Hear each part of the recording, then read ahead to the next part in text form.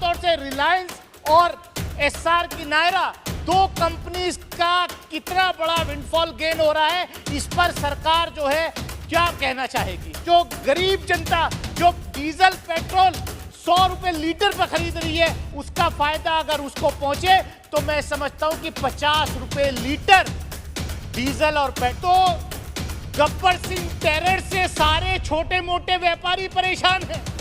आप भी आते हैं सर, पिछले 3 दिन पहले मेरठ में भी वही हाल था। वो तो जो एग्जेम्पशन दे देती है, लेकिन जो बेचारा ठेले पर पकौड़ी तल के बेच रहा है, आपने नौजवानों को रोजगार तो दिया नहीं। आदरणीय प्रधानमंत्री जी ने कहा था कि ये भी रोजगार है कि स्टूडियो के बाहर जो पकौड़ी तलने का पकौड़े तलेगा, वो भी तो एक रोजगार है।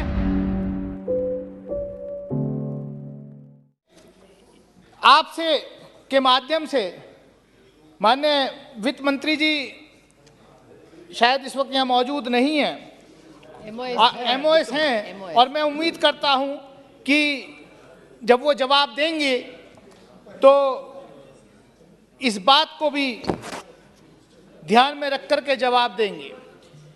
यहाँ कल से बहुत चर्चा हो रही कि साहब माननीय सदस्य, ये गैस सब्सिडी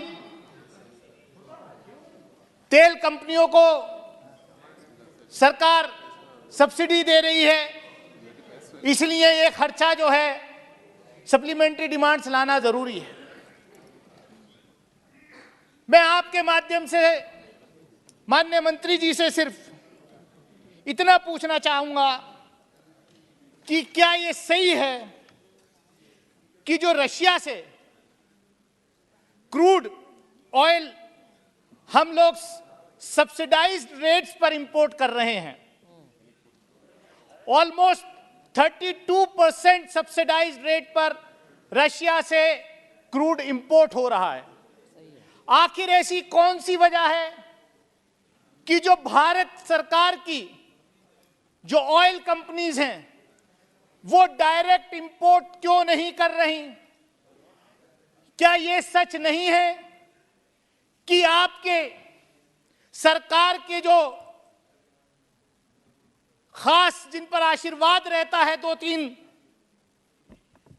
कॉरपोरेट्स पर, वो लोग सस्ते दाम पर रशिया यूक्रेन वॉर का फायदा उठा करके रशिया से क्रूड इंपोर्ट कर रहे हैं 32% सब्सिडाइज्ड रेट पे, और फिर उसको रिफाइन करके एक्सपोर्ट कर रहे हैं यूरोपियन यूनियन वगैरह में। तो ये जो विंडफॉल गेन जो चंद खासतौर से रिलायंस और एस्सार की नायरा, दो कंपनीज का कितना बड़ा विंडफॉल गेन हो रहा है, इस पर सरकार जो है क्या कहना चाहेगी। क्यों नहीं सरकार की तेल कंपनियां डायरेक्ट ये काम करती, ये बिजनेस करके, और हमारे जो गरीब जनता जो डीजल पेट्रोल 100 रुपए लीटर पर खरीद रही है, उसका फायदा अगर उसको पहुंचे तो मैं समझता हूं कि 50 रुपए लीटर डीजल और पेट्रोल आम जनता को मिल सकता है।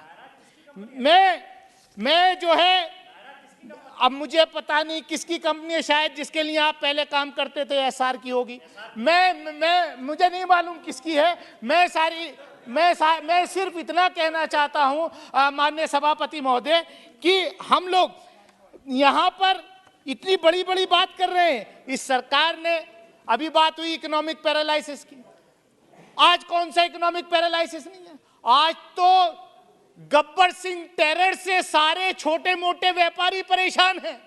आप भी आते हैं सर, पिछले 3 दिन पहले मेरठ में भी वही हाल था, अमरोहा में भी वही था, बरेली में भी वही था। जीएसटी के नाम पर रेड जो है, किसी बड़े उद्योगपति घरानों पर रेड नहीं करती है सरकार, ऐसे लोगों पर नहीं करती जिनका मैं नाम ले रहा हूं, उनको तो जो एग्जेम्पशन दे देती है। लेकिन जो बेचारा ठेले पर पकौड़ी तल के बेच रहा है, आपने नौजवानों को रोजगार तो दिया नहीं।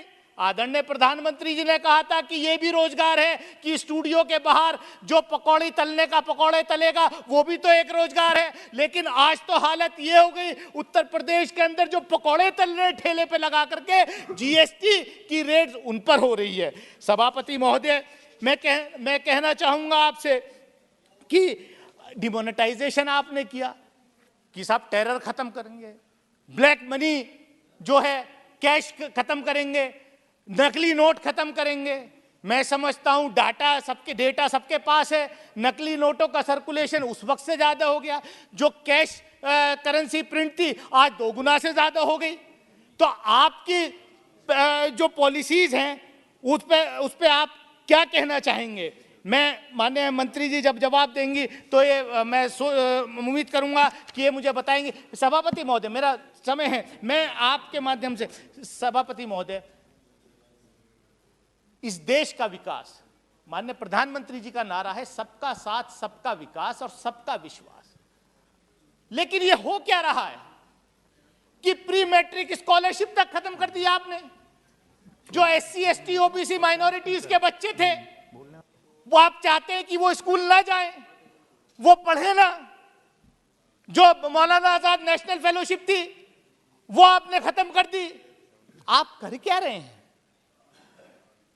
सच्चर कमेटी ने इस देश में बताया, डायग्नोस किया कि किस तरीके से इस देश के अंदर माइनॉरिटीज के बच्चे जो हैं, पर्टिकुलरली मुस्लिम माइनॉरिटीज के बच्चे कितने पिछड़े हैं, वो स्कूल नहीं जा पाते।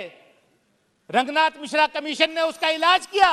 सभापति महोदय, मैं 2 मिनट में अपनी बात खत्म करूंगा। रंगनाथ मिश्रा कमीशन ने उसका इलाज दिया, लेकिन सरकार सुप्रीम कोर्ट में एफिडेविट देती है कि साहब रंगनाथ मिश्रा कमीशन ने तो सिर्फ जो है 4 दीवारी में बैठ करके ये रिपोर्ट तैयार कर दी। मैं पूछना चाहता हूं आपके माध्यम से, हम तो सर्वजन सुखाए सर्वजन हिताय की बात करने वाली पार्टी से हैं, लेकिन आपने जो 10% इकोनॉमिक क्राइटेरिया पर रिजर्वेशन दिया, उसका सर्वे कहां हुआ था?